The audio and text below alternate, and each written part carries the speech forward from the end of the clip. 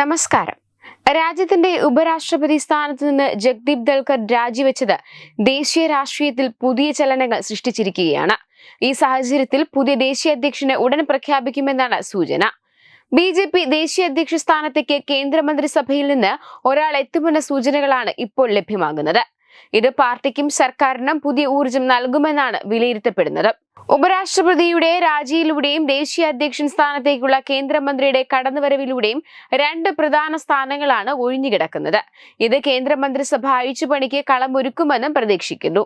നിലവിലെ സാഹചര്യത്തിൽ ബി.ജെ.പിയുടെ ദേശീയ അധ്യക്ഷ സ്ഥാനത്തേക്ക് കേന്ദ്രമന്ത്രിസഭയിലെ പ്രമുഖരുടെ പേരുകളാണ് സജീവമായി പരിഗണിക്കുന്നത്. അതേസമയം ഈ ഒരു നിർണായക ഘട്ടത്തിൽ തന്നെ ചർച്ചയാകുന്ന ഒന്നാണ് ശശി തരൂർ എഫക്ട്. ഓപ്പറേഷൻ സിന്ദൂറുമായി ബന്ധപ്പെട്ട് കോൺഗ്രസുമായി തെറ്റി നിൽക്കുന്ന ശശി തരൂർ രാജ്യസ്നേഹം ഉയർത്തിയാണ് മുൻപോട്ട് വന്നത്.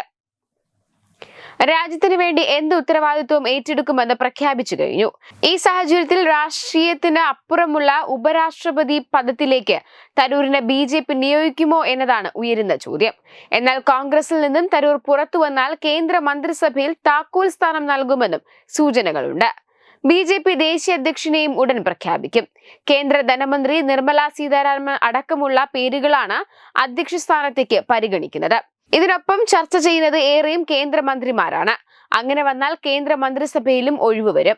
ഈ സമ്മേളന ശേഷം മന്ത്രിസഭാ പുനഃസംഘടനയ്ക്കും പ്രധാനമന്ത്രി നരേന്ദ്രമോദി തുനിയുമെന്നാണ് സൂചന. 2026 നിയമസഭാ തെരഞ്ഞെടുപ്പ് നടക്കാനിടയുള്ള സംസ്ഥാനങ്ങളെ കരുതലിൽ എടുക്കുമെന്നാണ് വിലയിരുത്തൽ. അതേസമയം പുതിയ അധ്യക്ഷന്റെ വരവ് കേന്ദ്ര സർക്കാരിന്റെ പ്രവർത്തനങ്ങളിലും പ്രതിഫലിക്കും. പുതിയ മുഖങ്ങൾക്ക് അവസരം നൽകാനും നിലവിലുള്ള മന്ത്രിമാരുടെ വകുപ്പുകളിൽ മാറ്റങ്ങൾ വരുത്താനും സാധ്യതയുണ്ട്. ഇത് സർക്കാരിന്റെ കാര്യക്ഷമത വർദ്ധിപ്പിക്കാനും ജനങ്ങളിലേക്ക് കൂടുതൽ അടുക്കാനും സഹായകമാകും. പ്രധാനമന്ത്രി നരേന്ദ്രമോദിയുടെ നേതൃത്വത്തിൽ രാജ്യപുരോഗതിക്ക് കൂടുതൽ വേഗത നൽകുന്ന തീരുമാനങ്ങളായിരിക്കും ഈ പുനഃസംഘടനയിലൂടെ ഉണ്ടാകുന്നതെന്നും കരുതപ്പെടുന്നു. ചുരുക്കത്തിൽ ഉപരാഷ്ട്രപതിയുടെ രാജി, ബി.ജെ.പി. ദേശീയ അധ്യക്ഷ സ്ഥാനത്തേക്കുള്ള പുതിയ നിയമനം, തുടർന്നുണ്ടാകാൻ സാധ്യതയുള്ള കേന്ദ്രമന്ത്രിസഭാ പുനഃസംഘടന എന്നിവയെല്ലാം ബി.ജെ.പിക്കും കേന്ദ്ര സർക്കാരിനും പുതിയ ഉണർവ് നൽകുന്നതും രാജ്യത്തിന്റെ വികസന പാതയിൽ നിർണായകമായ പുതിയ അധ്യായം തുറക്കുന്നതുമായ മാറ്റങ്ങളായിരിക്കും. വെബ് ഡെസ്ക് തത്വമൈ ന്യൂസ്. ഭാരതത്തിലെ അതിപ്രശസ്തമായ ക്ഷേത്രങ്ങളിലേക്ക് മലയാളം ന്യൂസ് നെറ്റ്വർക്ക് സംഘടിപ്പിക്കുന്ന ആധ്യാത്മിക യാത്രകൾ.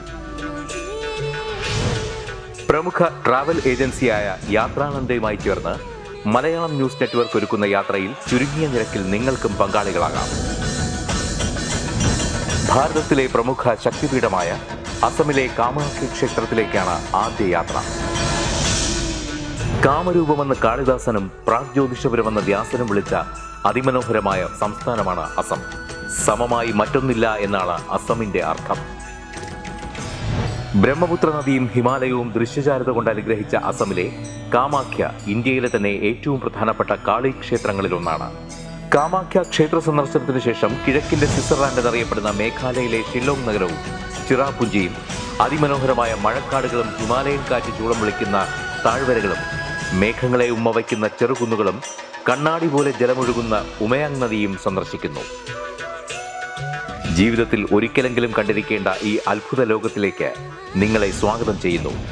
വിമാന ടിക്കറ്റും ചിലവുകളും ഉൾപ്പെടെ 65,000 രൂപ ചിലവ് വരുന്ന ഈ പാക്കേജ് 59,000 രൂപയ്ക്ക് മലയാളം ന്യൂസ് നെറ്റ്വർക്ക് നിങ്ങൾക്ക് ലഭ്യമാക്കുന്നു. ആദ്യം ബുക്ക് ചെയ്യുന്ന 5 പേർക്ക് 56,000 രൂപയ്ക്ക് ഏർലി ബേർഡ് ഓഫറും ലഭ്യമാണ്. കൂടുതൽ വിവരങ്ങൾക്ക് ഇനി പറയുന്ന നമ്പറിൽ ബന്ധപ്പെടുക. 8089001200 അല്ലെങ്കിൽ 7736549234.